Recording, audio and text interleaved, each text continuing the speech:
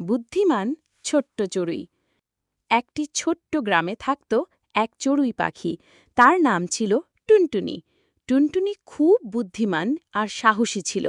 একদিন গ্রামের বনে একটা বড় শেয়াল এলো। সে সব পাখিদের ধরে খাবার চেষ্টা করছিল। সবাই খুব ভয়ে ছিল, কিন্তু টুনটুনি ভয় পায়নি। সে শেয়ালকে ফাঁকি দিতে এক বুদ্ধি বের করল। সে শেয়ালকে বলল, তুমি যদি আমাকে ধরতে পারো তবে আমি তোমার খাবার হব। শেয়াল রাজি হল আর দৌড়াতে শুরু করল। টুনটুনি তাকে গ্রামের বাইরে বড় খোলা মাঠে নিয়ে গেল। হঠাৎ বনের কুকুরেরা শেয়ালকে দেখে তাড়া করল। শেয়াল প্রাণ বাঁচাতে দৌড়ে পালিয়ে গেল। সব পাখি খুশি হল। তারা টুনটুনিকে ধন্যবাদ দিল। টুনটুনি হাসতে হাসতে বলল, বুদ্ধি আর সাহস থাকলে সব বিপদকে জেতা যায়।